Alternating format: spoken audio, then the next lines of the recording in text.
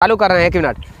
नमस्कार दोस्तों, कैसे हैं? आई होप आप लोग स्वस्थ होंगे। देखिए, एनआईओएस को लेकर सुप्रीम कोर्ट से जो बड़ा ऑर्डर जो निकल कर आया है, उसमें लंबा एक प्रश्न है कि टीआरई 1 और 2 क्या वाकई में रद्द होगा या नहीं होगा, या इसमें जो इंक्लूड थे एनआईओएस वाले कैंडिडेट, यानी कि जो उस वक्त आवेदन किए थे, या फिर किसी कारणवश अगर आवेदन करने का मौका नहीं मिला, तो इन तमाम सिचुएशन के ऊपर क्या अब डिसीजन निकल कर आएगा। वकील साहब से अभी हमारे बातें होगी सुप्रीम कोर्ट में, और आप लोग ध्यान से सुनिएगा क्या कुछ है। कहा जा रहा है कि टीआरई 1-2 ऑर्डर के अकॉर्डिंग, अगर जजमेंट का कॉपी भी मेरे पास आया है, तो जजमेंट के कॉपी में स्पष्ट तरीका से लिखा गया है कि भाई सही प्रकार से आप पढ़ेंगे तो उससे यही स्पष्ट है कि भाई 1-2 या तो रद्द करें, और नहीं तो जितने भी एनआईओएस कैंडिडेट है उनका फिर से जो है री एग्जाम कंडक्ट किया जाए। इन तमाम मुद्दे के ऊपर अभी हमारे साथ सुप्रीम कोर्ट के एडवोकेट दिल्ली से बात करने के लिए जुड़े हुए हैं। बहुत बहुत धन्यवाद सर। जी दुखी जी, आपका भी बहुत बहुत धन्यवाद। जी, ये जो जजमेंट दिल्ली सुप्रीम कोर्ट से जो निकल कर आया था एनआईओएस को लेकर, अभी तो हम बाहर हैं मजबूरी में सर, ये खबर चला रहे हैं आपसे जो डिबेट हो रही है, लेकिन ये इसमें क्या कुछ है सुप्रीम कोर्ट का एनआईओएस को लेकर? देखिए दिक्की जी, जैसे कि आप सभी लोगों को पता है कि ये 28/11/2023 को जो जजमेंट आया था एनआईओएस के अगेंस्ट में आया था, उसी केस का रिव्यू लगा हुआ था। उसी केस के रिव्यू में जजमेंट आया, यानी कि जजमेंट को पलटा गया है। अब एनआईओएस के फेवर में ये फैसला आया है। लेकिन जो 28/11/2023 का जो वर्डिक्ट आया था, उससे विभिन्न स्टेपों में, विभिन्न भर्ती में, विभिन्न स्टेपों में जो है एनआईओएस के जो कैंडिडेट हैं वो प्रभावित हुए। यानी कि किसी का सप्लीमेंट्री रिजल्ट आया तो उसको काउंसलिंग नहीं कराया गया, यदि कि और किसी को फॉर्म नहीं फिल करने दिया। अगले टीआरई की बिहार की बात करें तो सेकेंड टीआरई, थर्ड टीआरई में जो स्टूडेंट को फॉर्म भरने से भी वंचित किया गया। और कई सारे मामले, जैसे रीट की बात हो रही है और केवीएस की बात हो रही है, DSSC की बात हो रही है। यानी कि विभिन्न स्टेटों में विभिन्न तरह के जो टीचिंग से रिलेटेड एग्जाम्स होते हैं, इसमें कहीं न कहीं एनआईओएस कैंडिडेट को वंचित किया गया था। उसी में ऑनरेबल जस्टिस का साफ साफ क्लेरिफिकेशन है कि जिन जिन स्टेपों में इन सभी लोगों को वंचित किया गया था, सभी को पुनः मतलब जो कंसिडर किया जाए, कि पुनः व्यवस्थित किया जाए।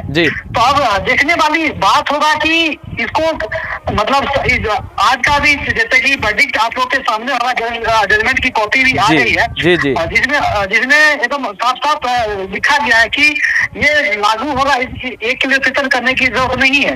अर्थात कहने का सीधा सीधा मतलब ये है कि ये उसी केस का रिव्यू है जिस केस में हम लोगों को जो है जो एनआईओएस के कैंडिडेट थे उसको जो है अनवैलिड किया गया था। यानी कि उसी में ये जजमेंट आया है। तो निश्चित रूप से उसी डेट से ये जो फैसला जो है प्रभावित होगा, क्योंकि जब कंसिडर करने की बात हो रही है उसी डेट से, तो उसी डेट से ये फैसला को लागू करना होगा, इम्प्लीमेंट करना होगा।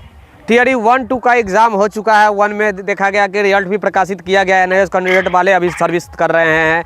2 में रिजल्ट प्रकाशित नहीं किया गया, 3 में आवेदन करने का मौका नहीं दिया गया। तो इन लोगों की अब क्या होगा? वैसे स्टूडेंटों का, बहुत लोगों का तो एज भी एक्सपायर कर गया होगा सर।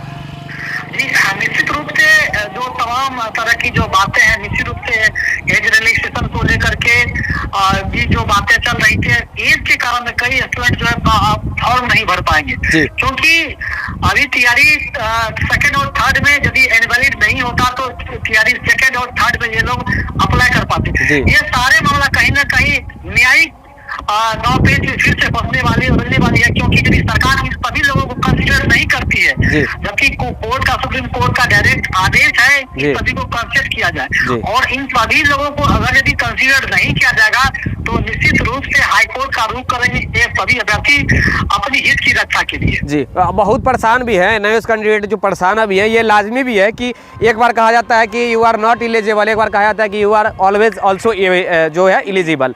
तो फिर ये इसमें तो स्टूडेंट ही बर्बाद हो रहे हैं सर। जी बिल्कुल, देखिए इसमें क्लियरफाई ऑनरेबल जस्टिस गवई ने भी इसको बिल्कुल क्लियरफाई किया था कि मैंने ये कहा ही नहीं कि ये अनवैलिड है, मैंने ये कहा था कि ये इन सर्विस टीचर के लिए वन टाइम फ्रेश गवर्नमेंट अब टीचर बन सकते हैं। यानी कि मेरा कहने का मतलब यह है कि फ्रेश बहाली में वो भाग्य ले सकते हैं या नहीं ले सकते हैं, सीधा क्लियरिफिकेशन। बिल्कुल सर, आप जजमेंट की पारा 4 को यदि पढ़ेंगे, जजमेंट की कॉपी आ गई है पारा 4, जजमेंट कॉपी के पारा 4 पारा 4 को पढ़ेंगे तो उसमें एकदम पूरा क्लियर कर दिया था कि इस डिप्लोमा को वैलिड डिप्लोमा के तरह ट्रीट किया जाना चाहिए, है ना। जी यानी कि वैलिड डिप्लोमा के तरह इसको ट्रीट किया जाएगा, यानी कि ये आपका डिप्लोमा किसी और डिप्लोमा से जो है बराबर है। यहाँ तक कि पटना हाईकोर्ट का जजमेंट यदि गूगल करेंगे तो वहाँ पे ऑलरेडी पहले से मेंशन किया गया है, NIOS DLLE is better than another degree diploma course. जी बिल्कुल सर, इस बात में कोई संदेह नहीं होना चाहिए कि NIOS का जो है ड्यूरेशन को कंप्रेस किया गया था, ना कि उसके करिकुलम यानी कि उसके पाठ्यक्रम को कंप्रेस नहीं किया गया था। यानी कि उसकी जो समुचित जो पढ़ाई हुई रेगुलर डिप्लोमा के तरह ही उसकी जो सिलेबस है उसकी पढ़ाई हुई है। लेकिन उसके टाइम को कंप्रेस किया गया, ना कि उसके सिलेबस को कंप्रेस किया गया। जी। अगर टोटल देखा जाए कैलकुलेशन निकल कर क्या कुछ आ रहा है स्टूडेंटों के फेवर में, क्या कुछ आ रहा है। हम सर कुछ दिन पहले भी एक इंटरव्यू चलाए थे यहाँ पटना उच्च न्यायालय हाईकोर्ट से, उसमें हमने जिक्र भी किया था कि देखिएगा NIOS के फेवर में सुनवाई चल रहा है और NIOS जीतने वाला है, और फिर जाकर जीत भी गई NIOS। तो ये भी एक अपने आप में बड़ी बात है। और अभी फिर से कह रहे हैं कि NIOS के फेवर में जो फैसला आया है इससे क्या रिजल्ट निकल कर आएगा भविष्य में, ये मैं आपसे जानना चाह रहा हूँ। जी बिल्कुल सर, चूंकि थोड़ा सा मिसकंसेप्शन हो, चीजों को जो है मिस इन्फॉर्म किया गया और निश्चित रूप से वही जो अंदाजा लगाया जा रहा था वही चीजें सामने आए। प्रेस रिक्रूटमेंट में तो बिल्कुल सारे लोग एलिजिबल है ही, चूंकि कोर्ट का सीधा गाइडलाइन आ गया है। क्या पटना उच्च न्यायालय हाई कोर्ट का शरण लेना पड़ेगा स्टूडेंटों को, क्योंकि स्टूडेंट काफी विचलित है, परेशान है, हमसे कांटेक्ट भी कर रहे हैं साहब। जी बिल्कुल, जिसका एज को लेकर की बातें हो रही है कि बहुत सारे लोगों का 1 साल मात्र एज बचा था और उन लोग की केस अब मजबूत हो गई है क्या सर, अगर NIOS से है और एज जिनका एक्सपायर हो चुका है? जी उनको एक आधार मिल गया और आधार के रूप में बात करें तो सुप्रीम कोर्ट जो, या फिर सर NIOS वाले कैंडिडेट अगर 1 में आवेदन किए थे या फिर 2 में किए थे, रिजल्ट प्रकाशित नहीं किया गया, तो क्या वो लोग उच्च न्यायालय का दरवाजा खटखटाएंगे या फिर यही सुप्रीम कोर्ट के अकॉर्डिंग जो जजमेंट आई है इस जजमेंट के बिहाफ पे ही उन लोगों की सर्विस लगने की संभावनाएं हैं? बिल्कुल सर, इतना आसानी से तो सरकार मानेगी नहीं। और मैं तो ये नहीं कर सकता उसको न्यायालय का दरवाजा खटखटाना चाहिए, ये तो खुद की स्वतंत्रता पर निर्भर करता है। लेकिन निश्चित रूप से सभी लोग अपने हित की रक्षा करते हैं, जहां तक हो सके अपने हित की रक्षा करते हैं। तो निश्चित रूप से मुझे विश्वास है कि सभी लोग हाईकोर्ट का शरण जरूर लेंगे। बहुत तरह की बातें हैं, लोग अपने हित की रक्षा करने के लिए हाईकोर्ट जाएंगे ही। 14 लाख कैंडिडेटों का जो है वो भविष्य अब संवरने वाला है। बिल्कुल निश्चित रूप से संवरने वाला है, क्योंकि एक कोर्स को शायद उन्हीं लोगों ने किया था जो इतना कॉस्ट एफोर्ड नहीं कर पा रहे थे, इन सर्विस थे, अपने घर की जीविका उपार्जन के लिए वो इन सर्विस में थे और साथ ही साथ उनके पास सिर्फ डिग्री नहीं था। तो एक लास्ट प्रश्न वकील साहब, जितने भी कैंडिडेट हैं अगर उच्च न्यायालय में जो है वो जो है अपना जो है मतलब केस दायर करना चाहते हैं इसी मैटर को लेकर कि हमें नौकरी दी यानी रिजल्ट नहीं दिया गया, तो कुछ लोग ये भी कहेंगे कि मेरी एज जो है वो एक्सपायर हो गई है। ज़्यादातर अगर आप देखेंगे तो NIOS वाले ज़्यादातर कैंडिडेटों का एज एक्सपायर हो गया होगा, इसमें कोई दो मत वाली बात नहीं है सर, क्योंकि वो लोग ऑलरेडी पहले से किसी विद्यालय में पढ़ा रहे थे, निजी विद्यालय में, प्राइवेट विद्यालय में, तब जाकर के NIOS से डिग्री किए, DLED किए, तो उनका एज बहुत लोग का एक्सपायर हो गया होगा। तो क्या वो उच्च न्यायालय का दरवाज़ा खटखटा सकते हैं?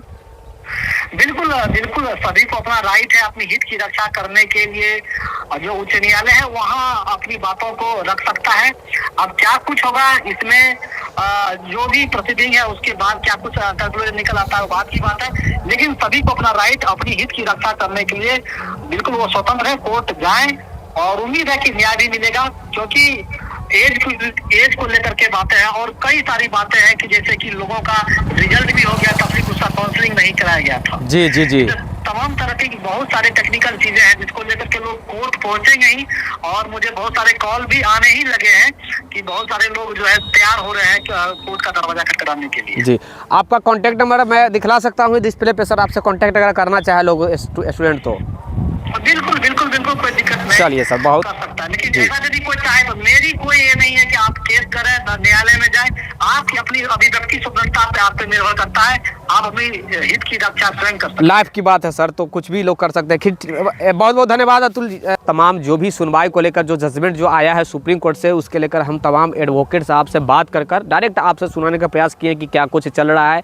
हम रिजल्ट आने से पहले भी बताए थे, पटना उच्च न्यायालय में एक इंटरव्यू लिए थे, उसमें बताया था कि देखिए NIOS को लेकर जो है NIOS के फेवर में सुनवाई चल रहा है। तो देख लीजिएगा, अगर बीएड वाले या रेगुलर डीएड वाले अगर अच्छे प्रकार से नहीं लड़ेंगे तो NIOS वाले फिर से जीतेंगे इस बार। और फिर से वही कुछ हुआ, NIOS जीत गए। कुछ जगह देखेंगे कुछ दिग्भ्रमित आपको कराया जा रहा है कि भाई NIOS वालों में फ्रेश जो है वो टीचर नहीं बन सकते, फ्रेश रिक्वायरमेंट वो भाग नहीं ले सकते हैं।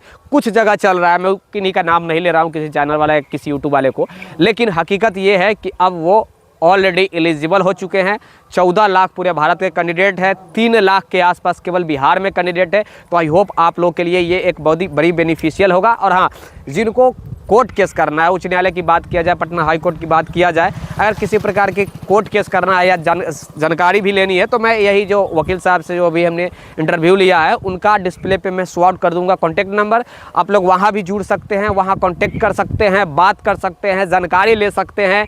मैक्सिमम एज वाले हो या फिर जो आवेदन कर दिए होंगे, तो इन लोगों के लिए एक बहुत बड़ा अपॉर्चुनिटी मैं कह सकता हूँ बन गई है। क्योंकि सुप्रीम कोर्ट का जब जजमेंट आया है, इसे यही समझ में आ रहा है कि भाई इन तमाम लोगों को नौकरी मिलनी चाहिए। जो लोग TRE 1 में आवेदन किए थे NIOS वाले, TRE 2 में आवेदन किए थे NIOS वालों, और नहीं तो बहाली को रद्द करना पड़ेगा। गवर्नमेंट की मजबूरी है, या तो रिजल्ट प्रकाशित करे, इन लोगों को फिर से री एग्जाम करे, और नहीं तो इन लोगों के लिए कुछ बेनिफिशियल अलग से उनको सोचना पड़ेगा। क्या वो सोचती है ये विभाग तय करेगी, गवर्नमेंट तय करेगी। सुप्रीम कोर्ट का ऑर्डर आ गया है, तो ऑर्डर को पालन करते हुए हाई कोर्ट में भी अगर केस दायर हो रहा है, भाई माफ़ कीजिएगा फायर में बोल रहा हूँ, दायर हो रहा है, तो गवर्नमेंट को हंस या रो करके मानना पड़ेगा। और मुझे लग रहा है कि गवर्नमेंट इस पर मान जाएगी। ऐसे भी चुनाव है, और चुनाव के समय में कोई नई किरकिरी करवाना नहीं चाहता है। तो ये सब कुछ और एक बार फिर से अभी भी लाइन पर वकील साहब मेरे साथ है। बहुत बहुत धन्यवाद सर हमारे से बात करने के लिए सर। जी नमस्कार। जी बहुत बहुत थैंक यू। तो वीडियो को ज़्यादा से ज़्यादा शेयर कर देना, लाइक कर देना, और सब्सक्राइब भी कर लेना भैया। यूट्यूब पे देख रहे हो वीडियो को तो सब्सक्राइब जरूर कर लेना। और चलिए तब तक के लिए, और हाँ, कॉन्टैक्ट नंबर जो दिख रहा है उस पर आप लोग कॉन्टैक्ट कीजिए, जुड़ जाइए। थैंक यू, जय हिंद। काट दीजिए।